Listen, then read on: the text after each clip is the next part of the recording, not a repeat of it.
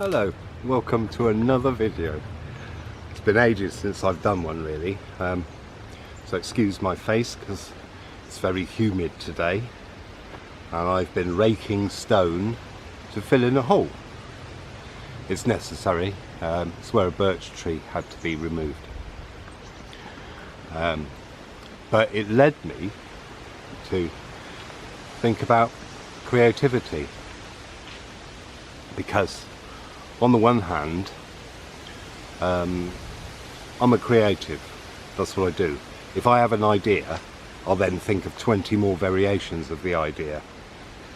If I need to find a name, like for the name of my channel or the name of a band, I'll write pages and pages of A4 names. If I have an idea for a design, for example, I will just have loads of variations of the design. So partly it's very difficult to go, which one am I going to do? Now I'm sure lots of people watching this can relate to that. Yeah, so there I am with a rake and a barrow and a shovel, and I'm raking stone and filling the barrel. Anyway, let me tell you,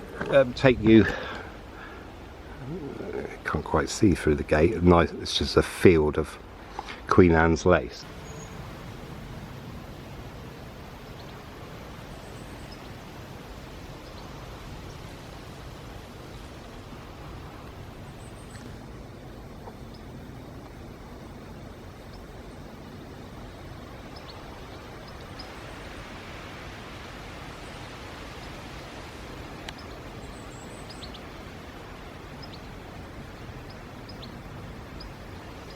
Take you up here and I'll show you some of the stone I'm getting.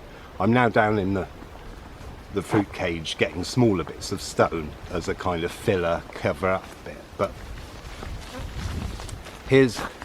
this is a pile of stone that has come from digging holes to plant trees. A number of trees that you'll probably see, you'll see in the video. I can't remember exactly which ones, but yeah, once you've planted 100 trees you lose count. So anyway, so now here's something interesting. No, I'm not sure. I mean, I thought it was rabbit, but is that fox? I don't know. Maybe someone will tell me. Because rabbit sometimes has ginger in it. So I was thinking, oh, here I am, brain the size of a planet, full of creativity, and here I am doing something really mundane, like getting a load of stone to fill in a hole. But at the same time, what it's doing is it's kind of earthing me. In a way, because I'm going deep into the ground. I'm working with stone. I'm working with stone that's been buried in the ground for many, many years, possibly thousands. And around here, it could be stone that's been lived on by Romans, by Celts, because there's loads of settlements around here, old settlements. Anyway, so I thought I'd do a video about being creative, because I grew up without a television, which meant that what would happen is that at school, I mean, bearing in mind this was at the time when people had just started getting televisions. Yeah, there was a time when people didn't have a personal screen. And so the teacher would say, oh, anyone here doesn't have a telly? So I'd put my hand up and I'd be the only one in the class. So, and so would my brother, I guess, if he got asked those questions. But what's interesting is that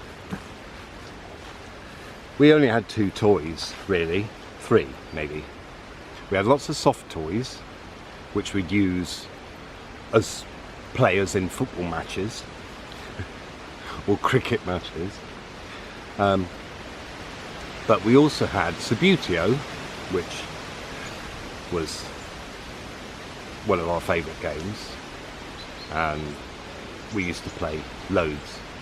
You know, we put on one side of, when we were old enough, 13, 14, and I started getting records, we put on one side of a record for one half and the other side for the next half. Sure, we played games twice as long as they should be. There's some white rose bay willow herb. No. There's some knapweed. And me. Hi.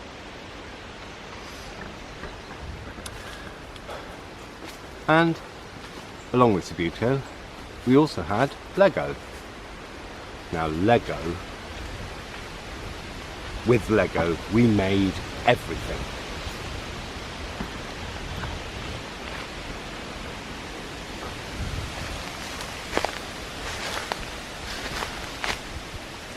Yeah, helium balloon. Lovely purple though. That's a very lovely purple, isn't it? So with the Lego, we would make literally everything. We used it to make racing cars and the track that they went round. We'd build towns, we'd build helicopters. This is in the time when you only had square Lego, mind. So the helicopter we built was square. But what it gave us was, it gave us this, because we didn't get given things very often. We didn't get we didn't get given presents and games of things that we liked. So we had to invent them or make them ourselves. So that, it got us being creative. I mean, sure, we have a few. Obviously, we've got a musical gene in our family as well. But my father was quite creative. He'd make stuff. He'd make stuff because he came from, big family, no money, make stuff. He learned how to make stuff. He was good at it. So maybe that's passed on in the genes there.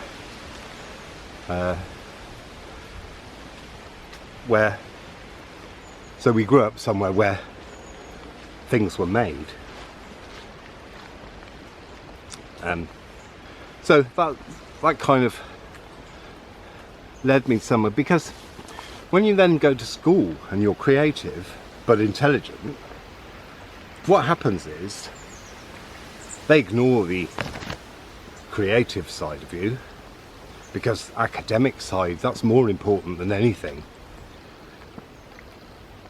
to the point where, right, and this may, well, if you're young enough, if you're watching this and you're young enough, I don't know how you're watching this, but basically when we came to do our choices, which is what you do to decide what subjects you're going to do for the next 2 years, for your GCSEs. At that time, 13, I wanted to be an architect. So I figured, okay, well, 2 of the things I need to do are A, engineering drawing, and B, art.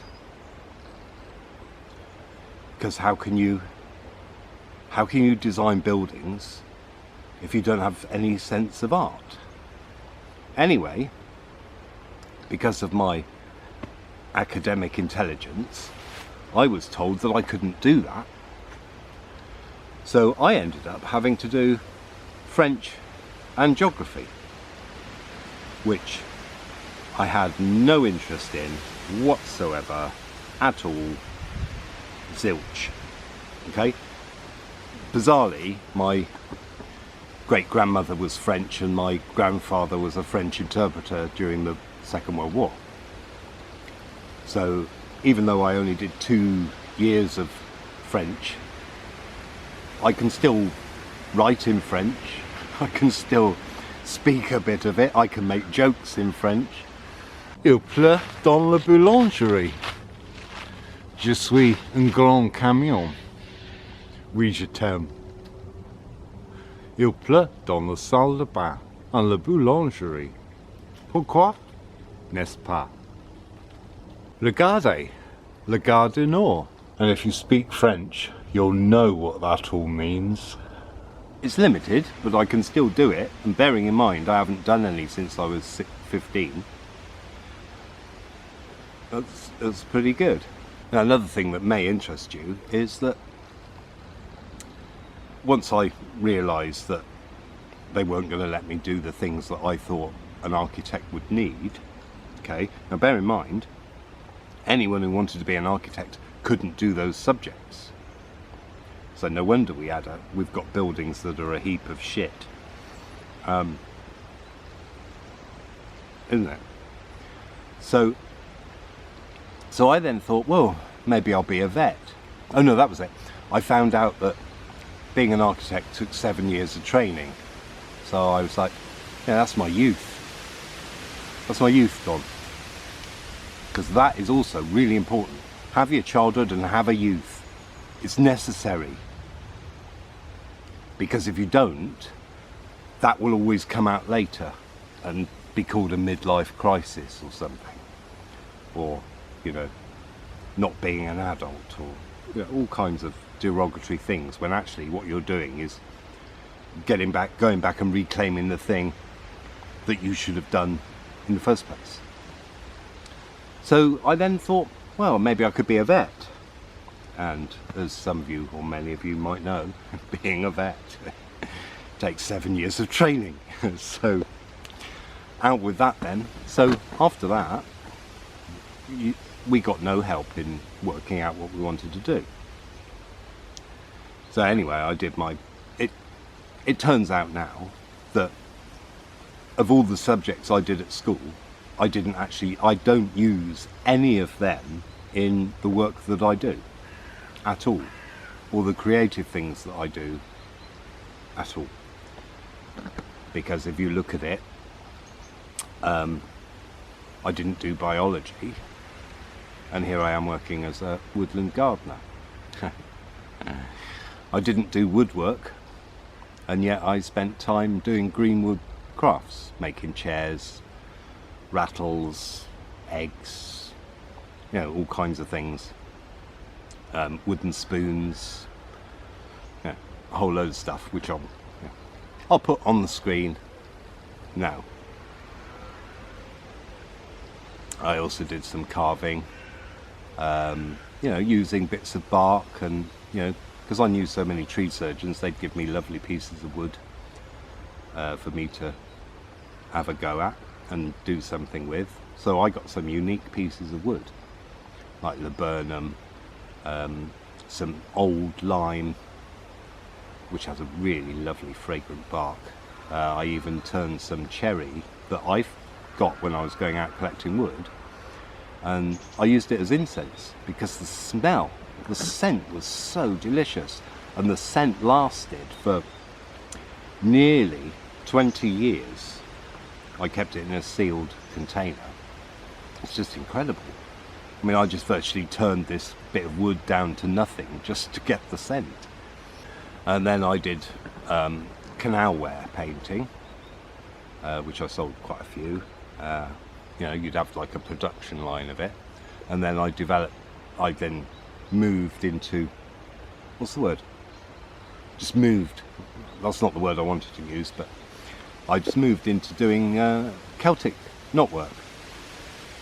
And one of the things I did was a leather jacket, which I then sold. I went to a few like summer solstices wearing it and stuff. I suppose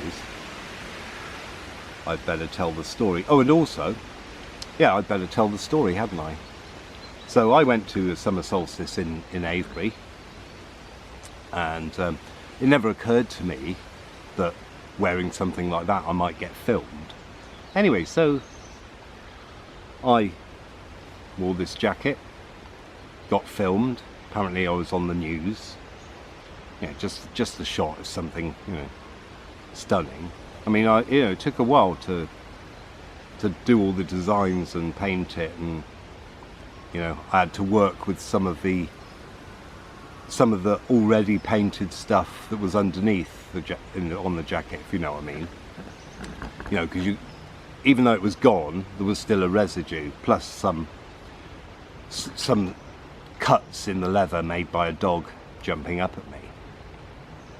Anyway, so as the years went on, I then started doing, I made clothes and used to sell them at festivals. And one festival, I went and I sold the leather jacket, which I've probably put a picture up by now. If not, here it is. And it sold, and the woman who bought it said, "Oh, I'm going to wear it to a party at the Levelers with the Levelers." I was like, "Oh right, okay, you know, that's interesting, because I know Simon. That's weird. He wouldn't know I'd done the jacket." But anyway, I suppose a few years went by, and then one Sunday evening, I was sat having my dinner, watching Midsummer Murders, which is a kind of middle-class detective program. And then about halfway through, that's my jacket. And on this particular episode, for about a second, my leather jacket was on the film, which I'll probably, if I've got a bit of footage that's alright, I'll just bung it in now. Blink and you'll miss it. I'm so glad. And I thought, oh, what? Because the episode, in true A Coincidental Life nature, the episode was called The Fisher King, and it was set at summer solstice. Now, I thought that was coincidental. I didn't read anything into it much, just coincidental, that's all. Although it may not have been, who knows. Now, some of my other work, my Celtic tiles and my canal ware, that's gone all over the country and indeed all over the world. So as my wood. You know, there was one time I made a greenwood chair, wood rocking chair, and as I was doing it I thought, yeah, this is for the lady to die in. So which, you know, so I put some kind of magical stuff into it. And now my creativity is through editing and filming. That's it. When I say that's what I do creatively now, let's not forget that I do creative work in nature, in all weathers, in all seasons, all year round, as this proves. And I've helped create dew ponds, meadows, woodlands,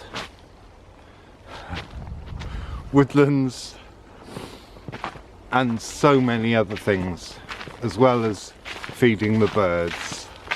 But also I have knowledge and understanding, and I've studied a lot of things like astronomy, astrology, fashion, mechanics, rebuilt a bus, tarot, oracle reading, gender studies, and all through experience and study and not college. Some people call it the University of Life, but I don't like that term. I've done all kinds of things. People say, oh, why don't you do that now? And it's like, look, but my life is different now. You know, before there was kids, we'd have visitors come around with their kids and I'd be on the floor just, you know, carving away, or, you know, I don't do that now. My life isn't like that it was. So basically what I'm saying to everyone is, you know, make the most of the time now, because it could change. You know, and if you do something and love doing it, just do it. So I love seeing people who can do things, who can make things, who can paint, who can draw, who can carve, who can do all kinds of creative stuff. I love it. So I'll always support people like that. So, you know, if you do stuff, you know, get on Etsy and things like that. And, you know, hopefully you can sell your wares. And because what happens with, if you're creative, is you have to do a normal job usually in order to give you the time or the money so you can build up a stock, or, you know, or learn your skill and your craft. And it's really hard, because if you go to work and you have a difficult week, you're not inspired to do anything. You know, I mean, I used to do like 10 or 12 hour days just in order to give me 2 days where I could be creative. But of course, I'd be so knackered that I'd need those 2 days to recover. So it didn't work out. You know, so if you're creative and you do stuff, try setting up, you know, if you've got enough and you can set up a shop, or, you know, there's all kinds of social medias where platforms where you can, you know, get your stuff out there to sell it. Because all you need are the people that are going to buy it. You don't need thousands of followers. You just need the people who are going to buy the stuff. So it's worth doing. It really is. You know, people buy stuff. People like stuff. And what you'll find, and I'm sure lots of creative people here will attest to this, is very often the things that you don't like or that you just did in 5 minutes, people love, and they're the first things to sell. I can't explain that one, but it's true. And let's not forget the dance that every creative does when they sell something.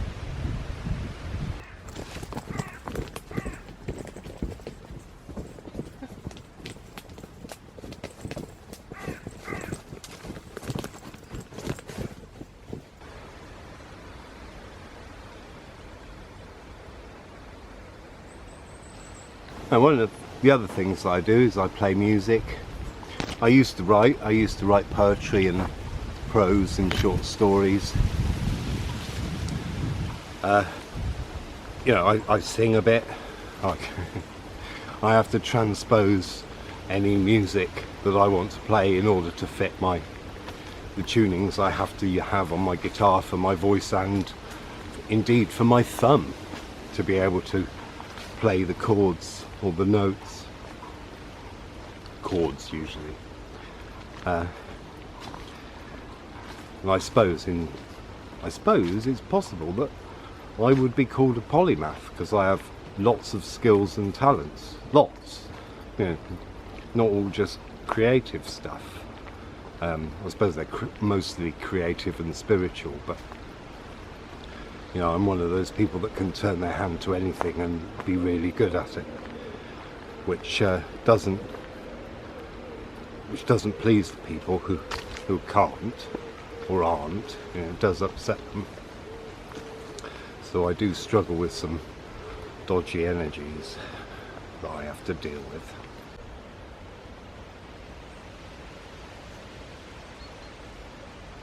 But to not have an outlet for creativity is not a good thing, because it becomes negative and destructive. Really does. So if you're a creative, just create, write, draw, paint, whatever. Just do it. And even if you feel like your results aren't what you want, the point is you open that door. And the more you do it, the more you can get it to come out without trying. Don't have an end aim. And just do it. It's good for the soul. Thanks for watching. See you next time. Ta-da.